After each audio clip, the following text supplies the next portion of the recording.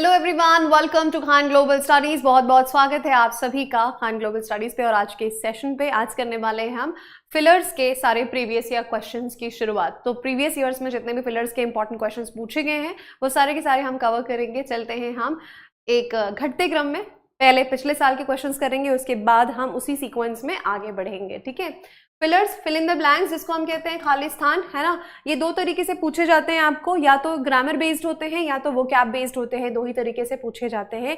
देखते हैं कि पिछले कुछ सालों में एसएससी ने किस तरह से पूछा है। क्वेश्चन नंबर 1 आपकी स्क्रीन पर है। आपको क्या करना है, वीडियो को पॉज करके पहले खुद बनाइएगा, कोशिश करिएगा, उसके बाद देखिएगा। ठीक है, चलिए।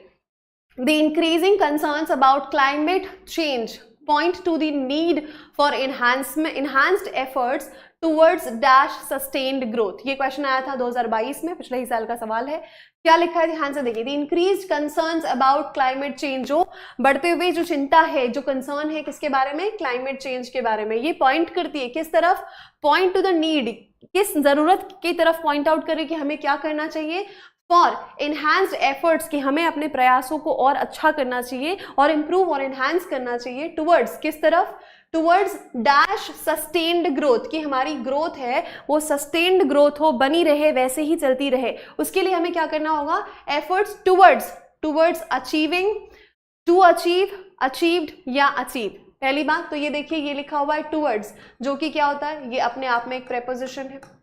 अगर ये अपने आप पे एक प्रेपोजिशन है तो सिंपल सी बात है, टू अचीव तो यहाँ पर नहीं आएगा, क्योंकि टू प्लस V1, टू भी एक प्रेपोजिशन है, आपने इसको हटा दिया।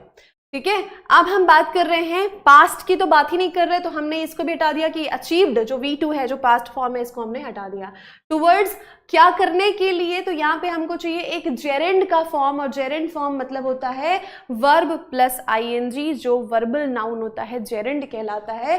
किस तरफ, टुवर्ड्स अचीविंग, है ना। टुवर्ड्स के बाद आप देखेंगे कि यहाँ पे हमको जो टुवर्ड्स के बाद वर्ड चाहिए होगा वो होगा जेरेंड, और जेरेंड दिया है सिर्फ एक ही जगह, टुवर्ड्स अचीव नहीं, टुवर्ड्स अचीविंग, अचीव करने के लिए। तो पहला आंसर क्या हो गया आपका, ऑप्शन ए। अच्छा, नेक्स्ट क्वेश्चन देखते हैं। ग्लोबल वार्मिंग और climate change has today become a major dash to mankind. Mankind मतलब मानव, मैनकाइंड मतलब ह्यूमन बीइंग के लिए बोला जा रहा है ना। तो मैनकाइंड के लिए आजकल क्या देखा जाए तो ग्लोबल वार्मिंग, है ना, और क्लाइमेट चेंज आज क्या बन चुका है, पेनाल्टी, पनिशमेंट, थ्रेट या एंडेंजर। एंडेंजर मतलब डेंजर में होना, खतरे में होना। ठीक है, एंडेंजर मतलब क्या हो जाता है कि खतरे में है ना, खतरे में है, खतरे में होना। पेनाल्टी और पनिशमेंट हम बोल सकते हैं कि ये दंड की बात कर रहे हैं। पेनाल्टी और पनिशमेंट दोनों ही दंड की बात हो रही है, फाइन की बात हो रही है, पनिशमेंट की बात हो रही है। यहाँ पनिशमेंट थोड़ी बन गया है, ये तो एक खतरा है, खतरे में नहीं है हम, ये एक थ्रेट है, ये एक डेंजर है, ये एक वार्निंग है, ये एक रिस्क की बात कर रहा है। तो करेक्ट आंसर हो जाएगा थ्रेट। क्या बन चुका है ये एक खतरा। एंड डेंजर मतलब खतरे में होना, बट ये खतरा बन चुका है, ये बताया जा रहा है। तो आंसर क्या हो जाएगा, सी, जो कि है थ्रेट। ठीक है, मेजर थ्रेट टू और टू मैनकाइंड। अगला सवाल देखिए।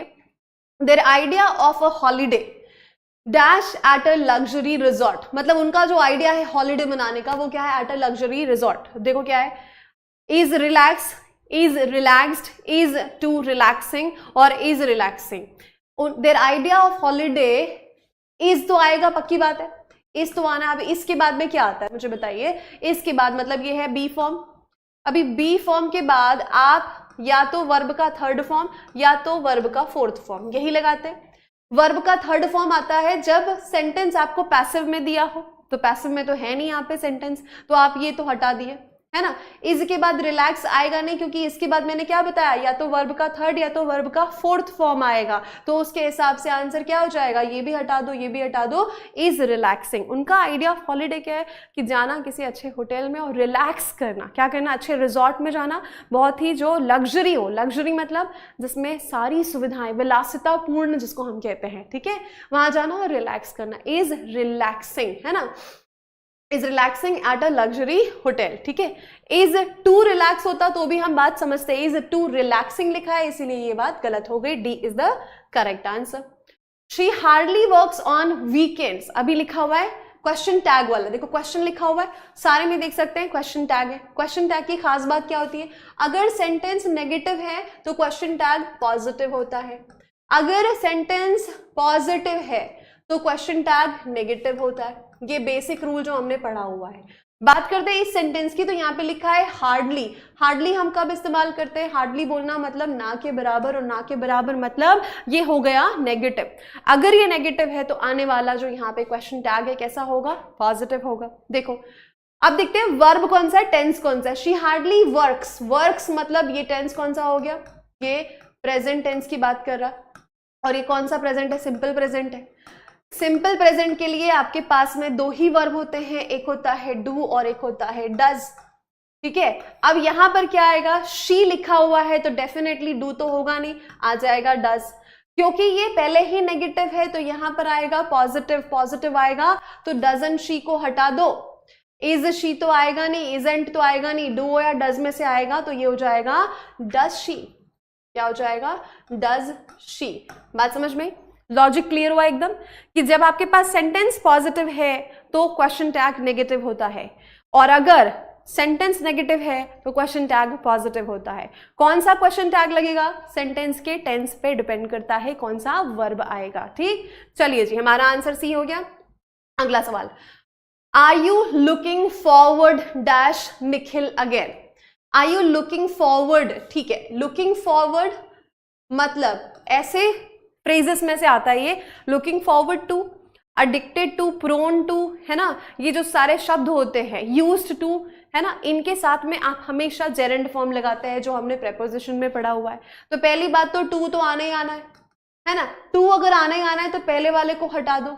अभी इनके साथ में टू तो डेफिनेटली आता है, looking forward to, addicted to, used to, prone to, right, इनके साथ जेरेंड फॉर्म हमेशा आता है। जेरेंड मतलब आपका आ जाएगा आईएनजी फॉर्म, बी की जरूरत नहीं है, ये सारे कैंसिल। क्या हो जाएगा, are you looking forward to seeing Nikhil again. Seeing मतलब क्या हो गया, मिलना, यहां पर सीइंग का मतलब है मिलना, ठीक है, सीइंग का मतलब देखना नहीं है। क्योंकि आपको पता है कि जब हम ऐसे वर्ड्स की बात करते हैं, सी, टच, स्मेल, फील, है ना, और जो भी सेंस वाले वर्ड्स होते हैं, है ना, उनमें हम आईएनजी कभी नहीं लगाते हैं मेन वर्ब की तरह, बट जेरेंड फॉर्म पे लगता है, ये मैंने आपको बताया हुआ है। तो सिंपली क्या हो जाएगा, looking forward to meeting Nikhil again. कहते हैं ना हम किसी से मिलते हैं तो I am looking forward to working with you, है ना, ऐसा कहते हैं ना, हम आगे उम्मीद करते हैं कि आपके साथ काम करने को मिले, तो वहां पे आ जाएगा looking forward to plus gerund.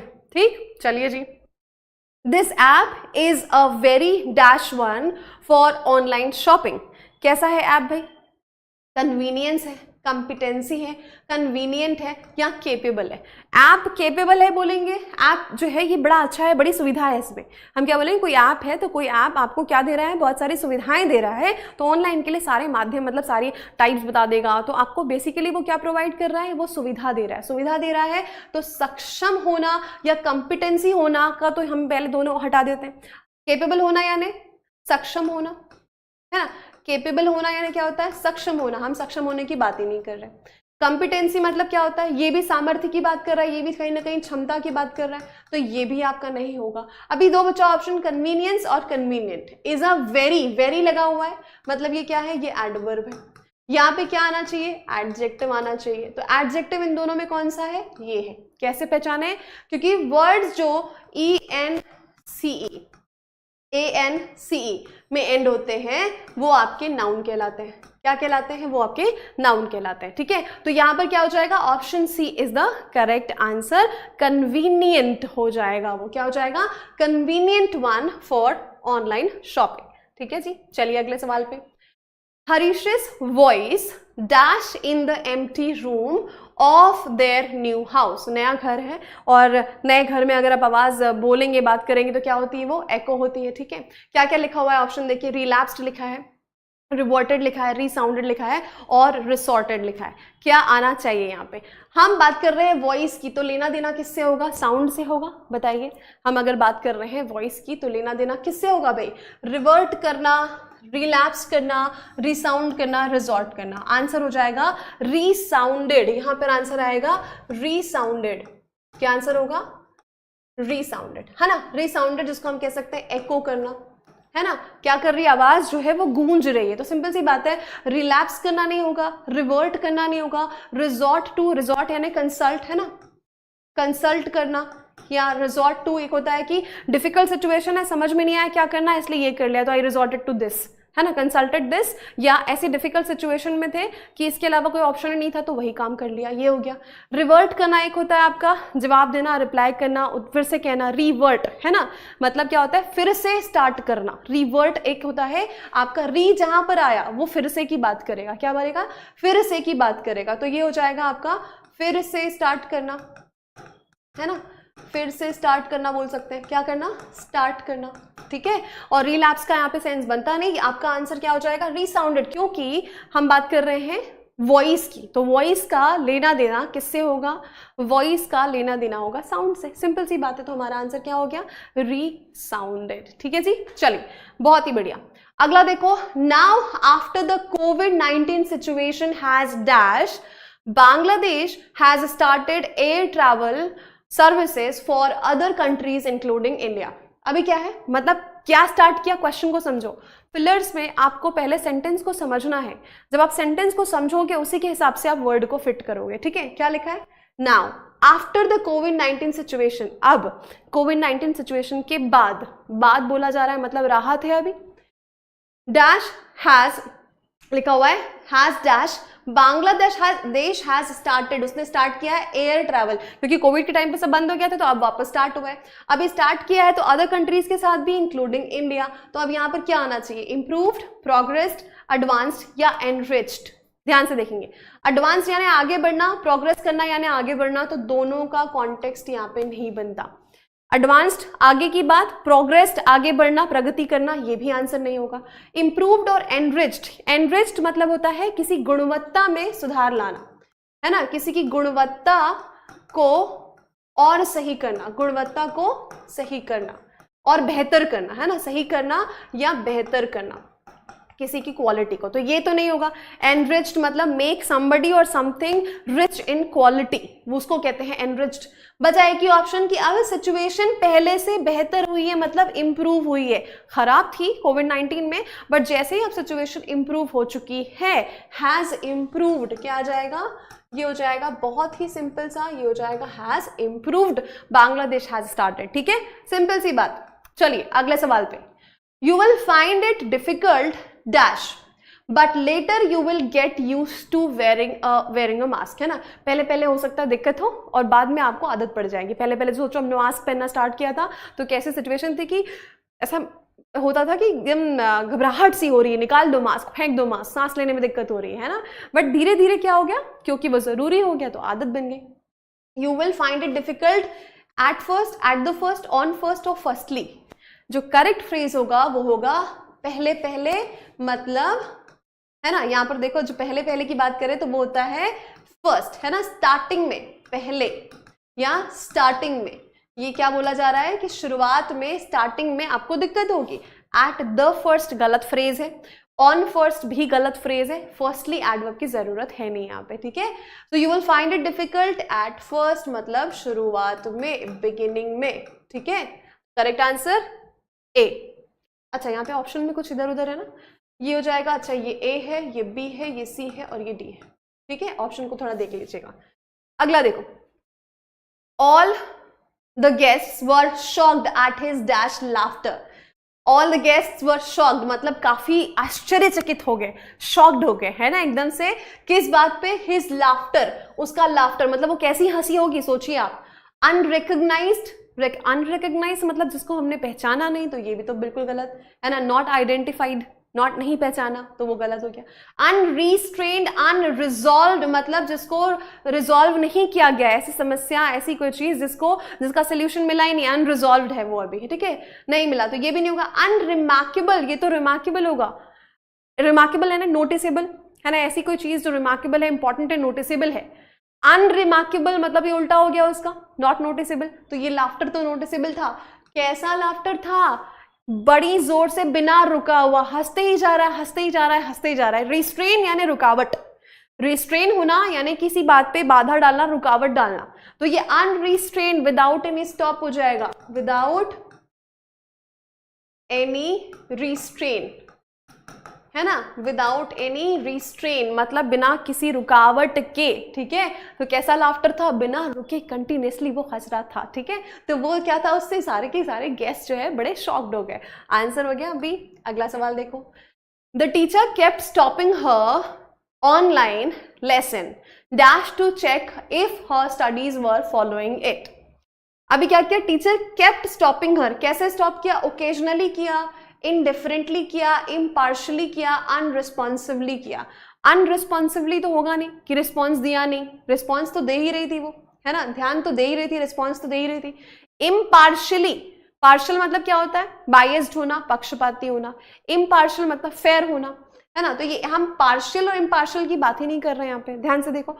वो रोकते गई उसको, कैसे रोका उसने, इनडिफरेंटली मतलब ये होता है किसी चीज में लैक ऑफ इंटरेस्ट और enthusiasm in everything, indifferent, ignorant हो जाना, ध्यान नहीं देना, तो ये हो गया इनडिफरेंट।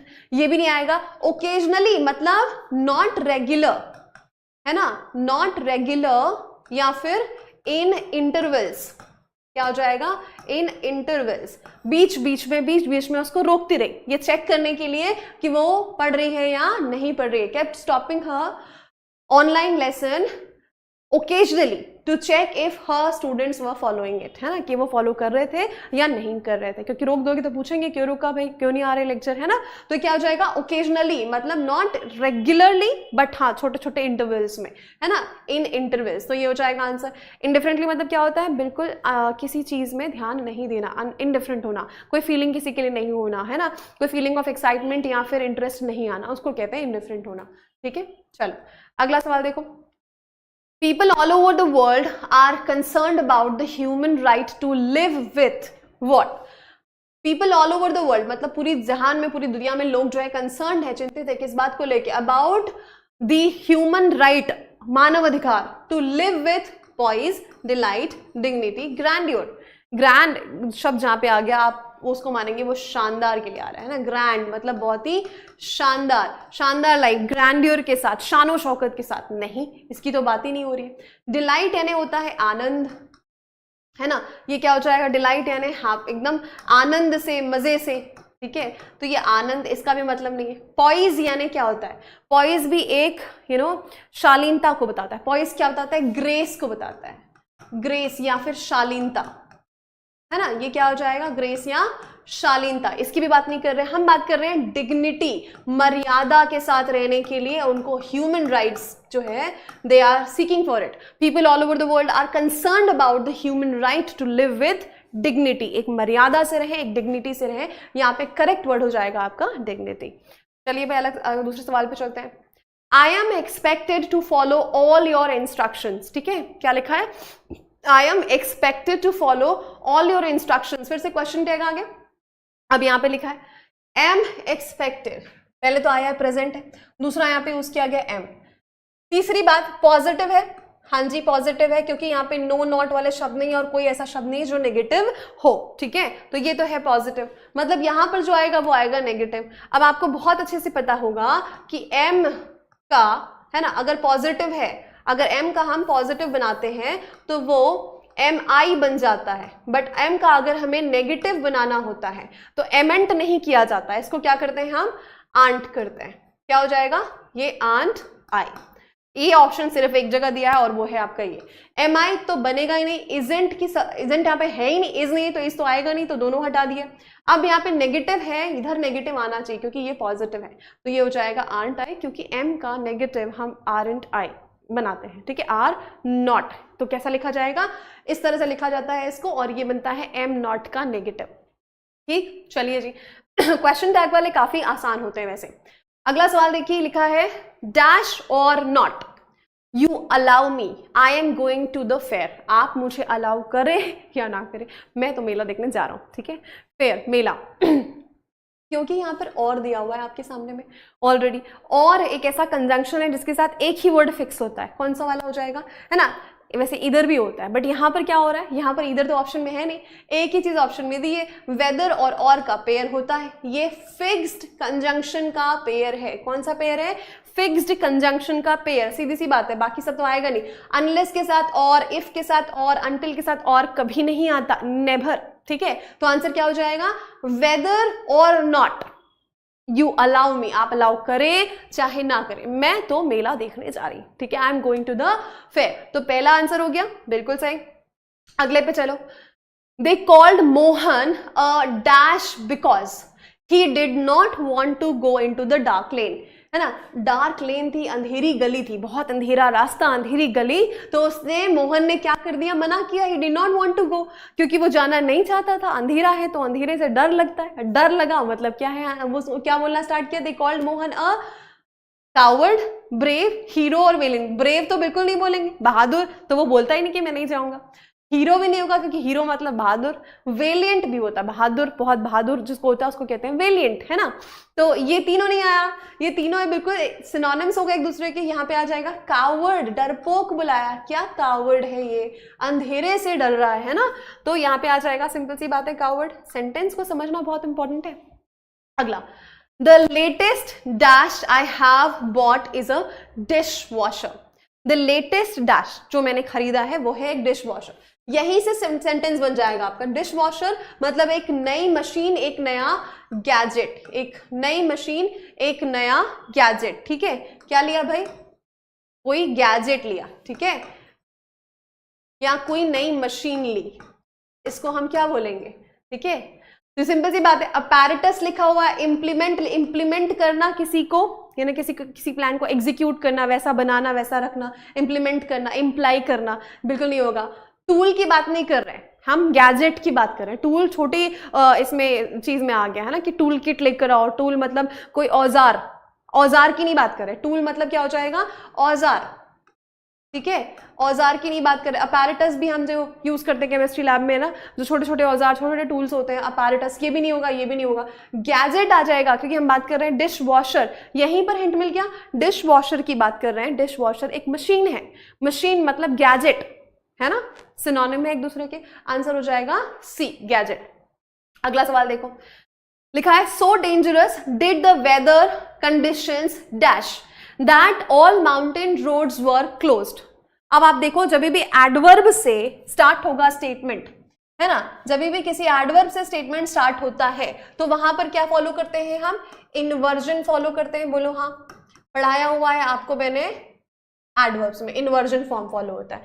अगर हम इन्वर्जन फॉलो करते हैं तो पहले हेल्पिंग वर्ब आएगा, उसके बाद मेन वर्ब आता है। बोलो हाँ या ना।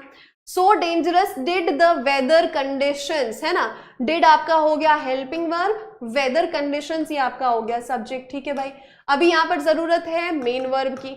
मेन वर्ब में क्या आना चाहिए, बिकेम, हैव बिकम, बिकम या बिकम्स, डिपेंड करता है हेल्पिंग वर्ब क्या है। डिड है, डिड मतलब वर्ब का सेकंड फॉर्म, ये वर्ब का सेकंड फॉर्म है तो यहाँ पे क्या आएगा, वर्ब का फर्स्ट फॉर्म। वर्ब का फर्स्ट फॉर्म कहाँ दिया है, बिकम, क्योंकि डिड के साथ वर्ब का बेस फॉर्म आता है।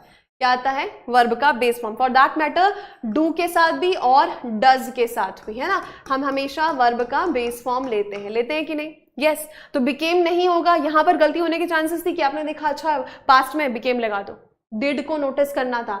हैव तो वैसे भी नहीं आएगा, बिकम्स और हैव दोनों प्रेजेंट में दिए, है ना। आपको यहाँ पे क्या चाहिए, V1 चाहिए, बट आप पास्ट को जस्टिफाई करेंगे, ठीक। अगला सवाल, dash did she open her lunch box then everyone gathered around her, ठीक है, लिखा है देन और उसके बाद यहां पर दिया है वही इन्वर्जन, डिड और फिर शी मतलब हेल्पिंग वर्ब और उसके बाद सब्जेक्ट। तो एज सुन एज आएगा, जस्ट एज आएगा, नो सूनर आएगा या हार्डली आएगा। लिखा हुआ है देन, देन का पेयर आप हमेशा करते हो नो सूनर के साथ। किसके साथ करते हो, हमेशा ये आता है नो सूनर के साथ। तो मतलब आंसर हो गया सी, बाकी सब इररिलेवेंट, क्योंकि हिंट दिया है फिक्स्ड कंजंक्शन, है ना, no sooner than, hardly, barely के साथ में व्हेन, ठीक है। चलो ये आंसर मिल गया आपको। अगली देखते हैं बात। The new Vande Bharat trains will have some additional dash such as emergency windows for evacuation, disaster lights, etc. मतलब नई वंदे भारत जो आई है उसमें एक्स्ट्रा सुविधाएं होंगी, ये फैसिलिटीज होंगी जिसकी बात की जा रही है, ठीक है।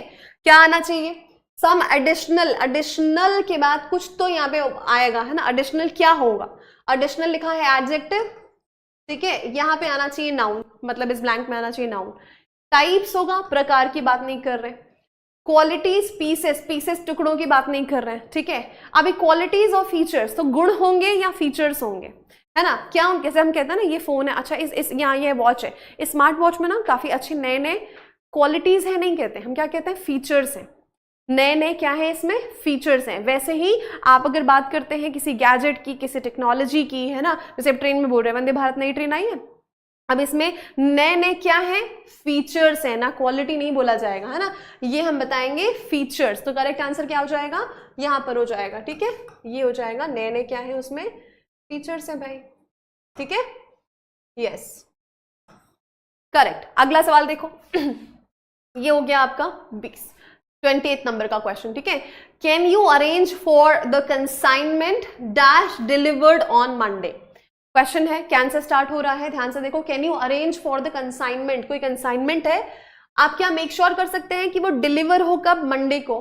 तो consignment dash delivered on Monday, verb का थर्ड फॉर्म आया हुआ है, वर्ब का थर्ड फॉर्म है, यहाँ पे क्या आना चाहिए, से आप सेंटेंस को देख लो क्या लिखा हुआ है, कैन यू अरेंज, तो कैन और अरेंज तो यहाँ पे अपने आप में हेल्पिंग वर्ब वर्ब हो गए, ये बिल्कुल सही है। यहाँ पर डिलीवर्ड है, यहाँ पर चाहिए हेल्पिंग वर्ब।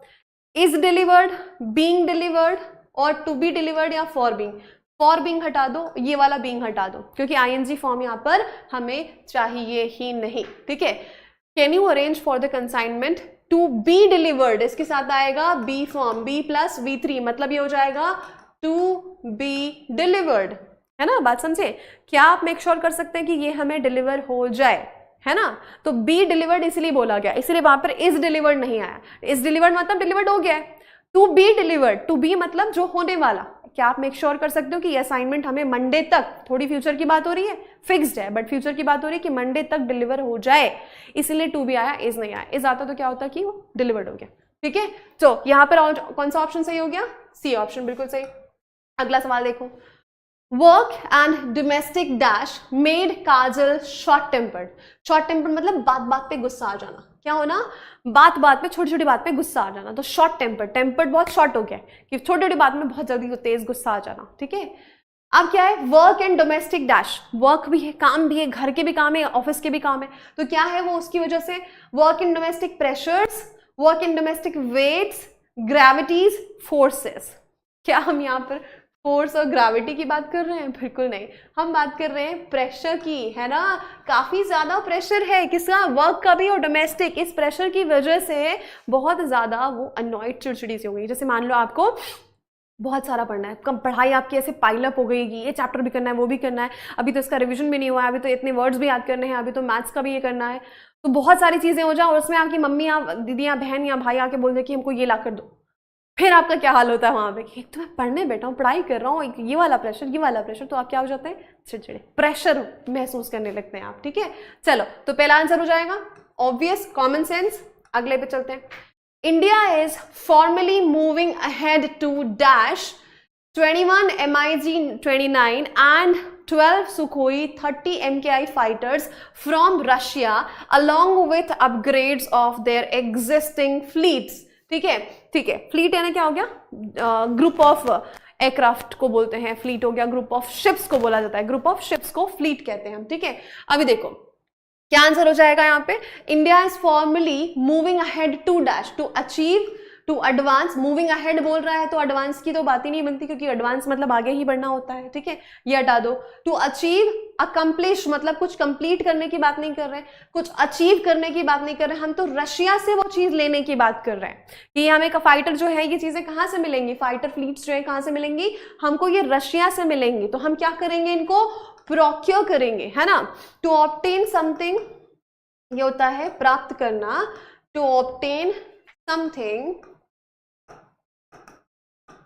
है ना, विद ग्रेट डिफिकल्टी और with great efforts, with great efforts, by putting great efforts, बहुत ज़्यादा एफर्ट्स डालने के बाद कोई चीज़ मिलना, तो बेसिकली लेन देन की बात हो रही है, प्रोक्योर करना, कि हमने बहुत प्रोक्योर किया मतलब खरीदना, लेने देने की ही बात हो रही है बेसिकली। बट प्रोक्योर का मतलब क्या होता है? To obtain something with great effort, बहुत ग्रेट एफर्ट। अभी बहुत सारे पैसे भी तो लगेंगे, तो एफर्ट भी तो लगेगा, रिलेशनशिप भी बना के रखना होता है, तभी तो वहाँ से आप बिजनेस करोगे, ठीक है। तो ये क्या हो जाएगा? आंसर हो जाएगा प्रोक्योर, क्योंकि अचीव, प्राप्त करना, अचीव नहीं होगा वो, है ना।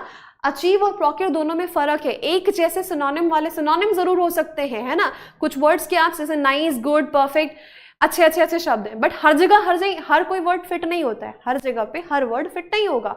इस सेंटेंस के हिसाब से ये वर्ड बिल्कुल सही है। इसी को तो कहते हैं सेंटेंस को समझना और उसके हिसाब से वर्ड को फिट करना, ठीक है, जो हमने क्लोज टेस्ट में भी करा हुआ है। नेक्स्ट है, the interviewer asked Gautam, can you tell me what your dash in life are. Interviewer ने पूछा कि भाई आप, अब सोचो, मान लो इंटरव्यू, इमेजिन करो कि इंटरव्यू हो रहा है, इंटरव्यूअर ने पूछा गौतम से, can you tell me what your determinations in life are. Trivialities मतलब तुच्छ चीजें, है ना, ट्रिवियलिटीज मतलब तुच्छ चीजों की बात हो रही है। अभी वो एग्जामिनर जो है तुच्छ चीजों को तो, लेस इंपॉर्टेंट चीजों को तो पूछेगा नहीं। ट्रिवियलिटीज मतलब लेस इंपॉर्टेंट थिंग, ये क्या हो जाएगा? Something which is less important, या ऐसे ही है ना। फ्रिवॉलिटीज मतलब भी वही ऐसे फूलिश वाली चीजें, सिली चीजें, फ्रिवॉलिटीज, ट्रिवियलिटीज, ये दोनों नहीं होगा, ये तो बिल्कुल नहीं। आप बताओ डिटर्मिनेशंस होगा या एस्पिरेशंस होगा? डिटर्मिनेशंस मतलब तो होता है डिटरमाइन होना, है क्या होना? दृढ़ होना। क्या होना? दृढ़ता होना, दृढ़ होना, है ना, उसको कहते हैं डिटरमाइंड होना। अब एस्पिरेशन इज द वन जो फिट होगा यहाँ पे। क्यों फिट होगा? आपकी डिजायर्स, है ना, ये क्या बता रहा है? डिजायर्स, एस्पिरेशंस, जो आप अचीव करना चाहते हैं, आपकी वो सारी इच्छाएं, डिजायर्स आपकी, है ना, डिजायर्स फॉर लाइफ क्या है आपकी क्या क्या कामनाएं हैं, मनोकामनाएं हैं जो आप पूरा करना चाहते हो, उसको कहते हैं एस्पिरेशंस। आपकी एस्पिरेशंस क्या है? यहाँ पे क्या आ जाएगा? D is the correct one, है ना, यहाँ पे हो जाएगा डी। ये एस्पिरेशंस आपकी क्या क्या है, क्या क्या आपकी डिजायर्स हैं लाइफ में, ठीक है। अच्छी, चलो जी नेक्स्ट देखो, help from relatives dash difficult, क्या लिखा है? Help from relatives dash difficult times, in difficult times होगा यहाँ पे, है ना, इन डिफिकल्ट टाइम्स। अब बताओ, help from relatives dash in difficult times, allowed in difficult times, past in difficult times, approved या सपोर्टेड।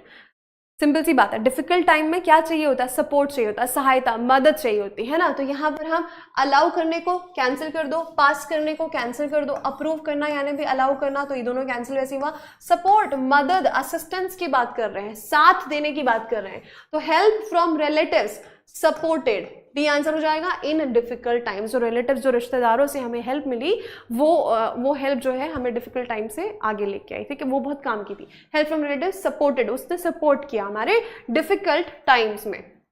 अगला और आखिरी सवाल, the advanced nations face no population problem since they were already settling down to zero growth dash in population, ठीक है। जो advanced Nations हैं, जो ऑलरेडी डेवलप्ड नेशंस की बात कर रहे हैं, face no problem, no population problem, नहीं फेस करते हैं, ठीक है। सिंस, रीजन बता रहे हैं, since they were already settling down, क्योंकि वो ऑलरेडी सेटल डाउन कर रहे थे किस चीज पे? To zero growth dash in population. उनका एजेंडा ये था कि पॉपुलेशन, इतनी ग्रोथ बाकी सब में होनी चाहिए, पॉपुलेशन में नहीं होनी चाहिए, तो इन्होंने ये पहले ही सेटल कर लिया था, है ना, पहले ही उस चीज पे वो काम कर रहे थे। तो ग्रोथ को हम किससे नापते हैं, किससे मेजर करते हैं? स्केल से, रेट से, फ्रीक्वेंसी से या डिग्री से? ना हम डिग्री से मेजर करते हैं, ना हम फ्रीक्वेंसी आवृत्ति बताते हैं, ना हम स्केल बताते हैं, हम कहते हैं रेट, है ना। टू जीरो ग्रोथ रेट, है ना, हम रेट से मेजर करते हैं ग्रोथ को, डिक्लिनेशन को, है ना। तो हम किससे मेजर करते हैं? एट द रेट बोलते हैं ना, एट द रेट सुना होगा, तो रेट एक मेजरमेंट करने की यूनिट हो गई आपकी ग्रोथ को, ठीक है। यहाँ पे हो जाएगा to zero growth rate in population, क्योंकि वो पहले ही इस बात को समझ चुके थे कि भाई जैसे ही पॉपुलेशन को अगर हम एक स्टेबल पोजीशन पे ले आएंगे, उसकी जीरो ग्रोथ करेंगे, तो हमें पॉपुलेशन से रिलेटेड कोई समस्या का सामना नहीं करना पड़ेगा। ये थे 25 क्वेश्चन फिलर्स के, जो कि प्रीवियस ईयर्स में पूछे गए हैं। उम्मीद करती हूँ कि आपको आज का सेशन अच्छा लगा, और एक बार और रिवाइज कर लीजिएगा, वर्ड्स को एक बार और देख लीजिएगा, है ना। और मिलेंगे अगले सेशन में, जिसमें हम करेंगे फिलर्स का पार्ट 2। तो सभा की समाप्ति। स्वस्थ रहिए, मस्त रहिए, मुस्कुराते रहिए, पढ़ते रहिए और रिवीजन जरूर करिए। नमस्कार, धन्यवाद।